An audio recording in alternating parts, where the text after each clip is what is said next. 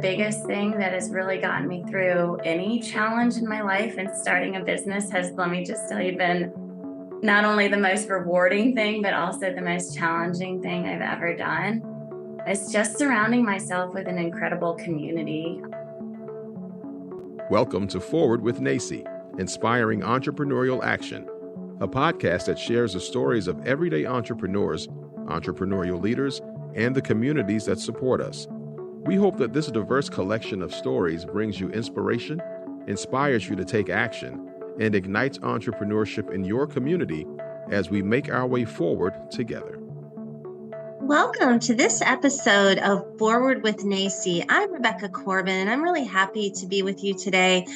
We love at NACCE talking about everyday entrepreneurs and people that are living their dreams by pursuing their interests. And we have a special guest in our studio today, Amanda Cheney. So she's got a very interesting career path. She started down one path and then she became an entrepreneur. So I'm going to begin and welcome you to our audience and to share your stories. I'm so glad that you're here today. How are you doing today? Hey, good morning. Thank you so much for having me. I'm very excited to be here and share my story. And I'm a pretty open book, so just ask away. Great. That's great. Well, let's start. Why don't you tell us, where did you grow up? What were some of the influences that impacted the things that you're doing today? Okay. I grew up in North Carolina, specifically Greensboro. That's kind of, my dad was in textile sales. So we moved around a little bit when I was younger, but we settled in Greensboro, North Carolina, because the textile industry there was really big back in the 90s and early 2000s. And I grew up there, and I've always been a person who loves animals and outside and playing sports and just being a super active person. And another passion of mine has just always been helping people and volunteering. So those are kind of two huge components of my life. Yeah, that's great. And North Carolina is a great place to do that because we have, of course, the four seasons, but there's just this wonderful network of parks. It's a very livable community across the state. But you talked about your love of animals and your passion. So in the early days, or maybe when you were in high school and in college, you were going down a certain path. And so tell us about that. And you made a pivot, as lots of young people do. So maybe share that part of your story with us. Well, growing up, I was obsessed with our family dog. I begged my parents to get one. We wound up getting a golden retriever, and he was just my best friend growing up. And I knew from, that moment forward that animals were my passion, and I wanted to explore careers that, involved the care and well-being of animals. And of course, the primary one that you hear as a child growing up is to go into the veterinary medicine field. So that was the path I was on. I did a senior project. I went to a private high school in Greensboro called Greensboro Day School, which just gave me incredible opportunities. And one of which was, we did a senior project, which was a month-long internship, our last month in school. And I did that with a friend of mine's mom in the area, Dr. Janet Rashkowski. And I, realized this is what I want to do. It just sparked this light and love in my life. Being in the vet hospital, I loved caring for the animals, and it was wonderful. So after that, I did make the decision to go to NC State University, which was awesome. Go Wolfpack.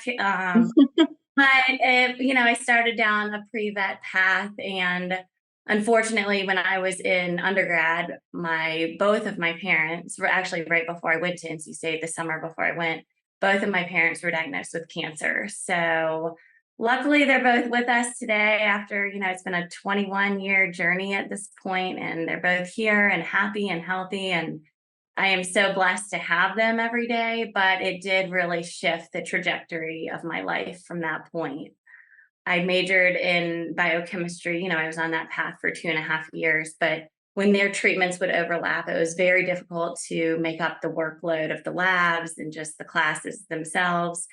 And so the university worked with me, and I ended up switching my major from that biochemistry track to English and Spanish. And so I graduated with a major in English, a concentration in linguistics, and a minor in Spanish. So big shift, but I graduated and it sent me off into the world down, a corporate America path. So that's kind of where I was headed. Yeah, it's interesting. So you went from caring for animals to caring for your parents, and I think that is the path. Sometimes it takes a lot of people down, whether it's caring for a parent or a child or doing something else. And I think that nimbleness. But it sounds like you kind of leaned into the change, and so I know there's more to this story. So you got your degree in English and Spanish and had some experiences in sort of the corporate political world, and sometimes, like, we always try to tell young people, it's great to have experience because you find out what you don't like. So so what did that experience teach you when you started working more in a corporate role? So I graduated and just was trying to find what resonated with me, what I like to do. And I did my senior year of college have an internship with a telecommunications company, a fiber optics company, when that was really in its initial phases of what the internet and everything is today. It was really interesting, but it wasn't really for me. I did 18 months of helping do business admin and dispatching all of our technicians. And so I learned a lot of operations through that role, which was cool, but it just wasn't exactly what I wanted to do. And then I switched into banking, believe it or not. And I was a customer service rep at a bank in North Carolina, which was, again, I really enjoyed helping people.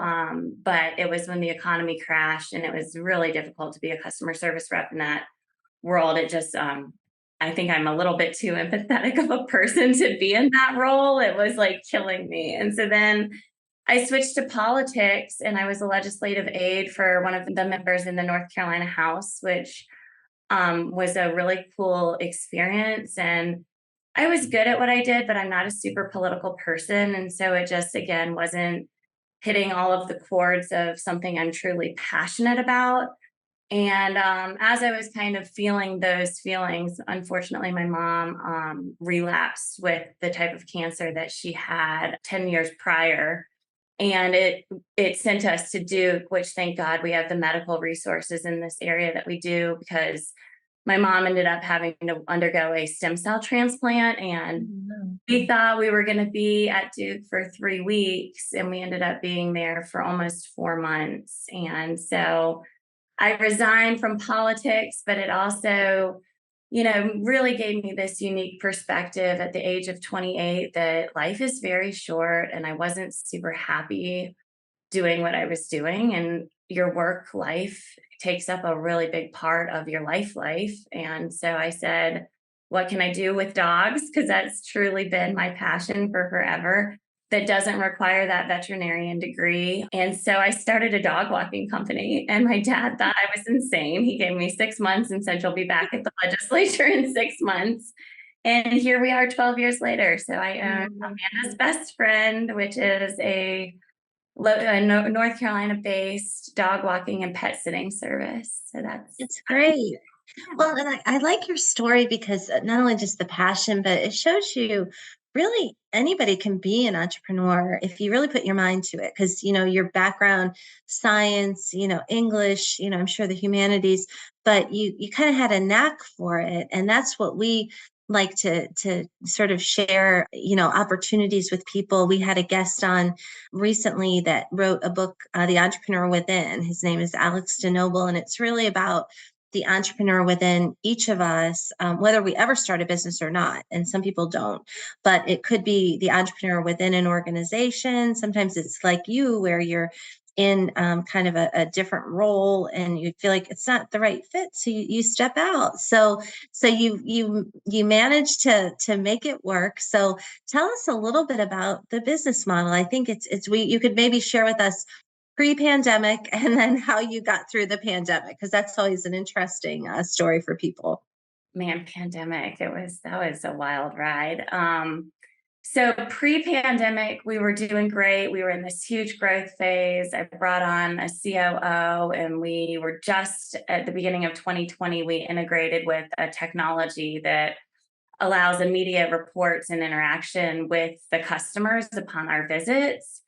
And so that was a huge step for the small business. It was really setting us up for, faster growth and bigger expansion. And literally overnight, the pandemic happened, and the way that the laws in the state were drawn up, we were unable to work for, almost 3 months at the capacity that we were, because we were only considered an essential worker when working for an essential worker, or if the animals were left at home alone, which no one was traveling. So there was one family Mhm. that the cats were really dicey, like they didn't like to travel.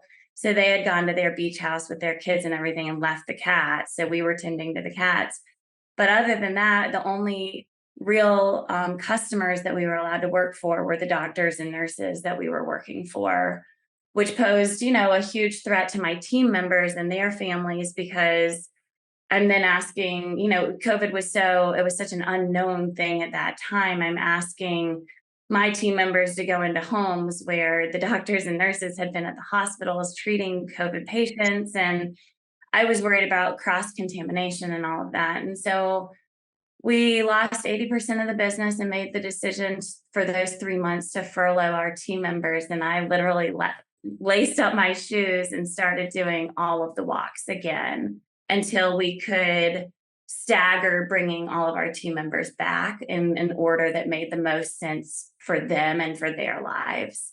And within 3 months after that, everybody was back at their job by July 1st. And I take that as a huge, win for our team and for our small business, that we were able to, like you said, stay nimble, use the time to create some really great relationships in the community that helped boost our sales once things got a little bit back on track. And honestly, just there's always a silver lining, I guess, is the best way to say. There's always a silver lining in any difficult situation. It's just, can you take a step back and see the silver lining? Yeah, it's funny that, just listening to your story as an observer, it's, probably those experiences you had with your parents, getting sick and then taking care of them, but knowing, the future is very unknown. It's unknown now. Who would have ever predicted what happened? But that's what we see a lot with strong leaders. They don't all fit in the same mold, but what they do is they take the means in front of them, and what they do is they make the best out of it. And sometimes businesses don't survive, and people that are really committed to the entrepreneurial way of life, they might decide to start another business, or do something else. And so I think your story is really inspirational. I'm glad to hear that your business is back. And like you said, I think the pause, even for us at NACCE, that's how we started our podcast. And we wouldn't have had that time, or if we would have just tried to do things the way that we had always done them because we're a traveling organization, I think we would have missed an opportunity. So, Amanda, I wanted to just end with maybe some advice that you might have, being on this journey for a while, for people that might be in a job where it's not inspiring them, or as many people found out during the pandemic, they were in jobs that just, that it wasn't a good fit for them. How does a person kind of do what you do? Like how do you begin, or how would you recommend people begin if they want to kind of dip their toe or jump into an entrepreneurial pursuit? Taking the leap of faith, I think, is definitely the hardest part. I think probably in my experience, the biggest thing that has really gotten me through any challenge in my life and starting a business has, let me just tell you, been not only the most rewarding thing, but also the most challenging thing I've ever done. It's just surrounding myself with an incredible community, my family, my friends. I'm super involved in the nonprofit community, which has really given me incredible leadership opportunities, provided some of the best mentors that I could have had, also given me connections and networking opportunities to pull in customers. So I highly encourage people to chase their dreams and follow their passions and do something they truly love, because it is a ton of work. And if you don't like what you're doing, I don't think it will be sustainably successful, if that makes sense. It might be successful from the get go, but I don't think you'll be delved into it 12 years later, like I am. I find this so rewarding. There's new experiences that as a leader, I never anticipated having. Working with a lot of younger, freshly graduated, or, these young individuals in this realm that we're living in now that feel that college isn't always the right opportunity, or community college is an incredible resource that our communities have. It's the mold has just changed. And I think working with some of these younger kids and giving them opportunities before having 4 to 7 years of experience is a huge win for small businesses. So surrounding yourself with, older mentors and younger risks has been probably the best thing I've done for myself and my business, is just getting the knowledge from those who are older and younger than me, because the knowledge that these young kids have with technology blows my mind. It supersedes anything my generation and anyone older than us can produce. Just the quickness that they pick it up because they've had technology in their hands. So I've loved working with, young 20-year-olds. And I think that is something that any entrepreneur should reach out to, is just give people a chance, so. And also the other thing is find a really great operating model. We use EOS. It's called Entrepreneurial Operating Systems. True North is the company that we use that through. And it really just keeps our whole team on track. It encourages the tough, debates, encouraging open and honest communication within the business, and everybody knows what their role is and where we're going. So it kind of keeps us all on track, and we check in every 90 days, which is incredible.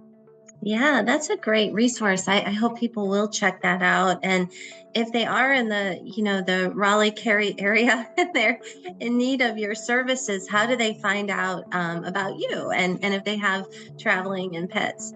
Yeah, so we're in Raleigh and Greensboro, and we'll be moving into Wilmington and hopefully Durham at the end of this year, by the end of this year. And really just all you have to do is look up our website, amandasbestfriend.com. The name of the business is Amanda's Best Friend instead of Man's Best Friend. And there's a form right on our website. And if you fill that out, it kickstarts our new customer onboarding process, and our team will be in touch in 24 hours. Great. So maybe we have some listeners in I know we do, in Greensboro and Raleigh area. And yeah, Wilmington is a great community as well. So thank you so much, Amanda, for sharing your story. It's exciting to see what you have done so far, and we'll be keeping an eye on you into the future. So we wish you and everybody who's listening a wonderful day. Thanks so much for having me, and I hope y'all have a great day too. Thank you for joining us today. We hope that you will continue to explore the many ways to define entrepreneurship with NACCE as we celebrate opportunity, failing forward, and success, learning from one another along the way. Subscribe to this podcast on your favorite platform and follow at NACCE on social media, and learn more about us at nacce.com/podcast. Stay tuned for a new episode each week. We look forward to making our way forward together with you.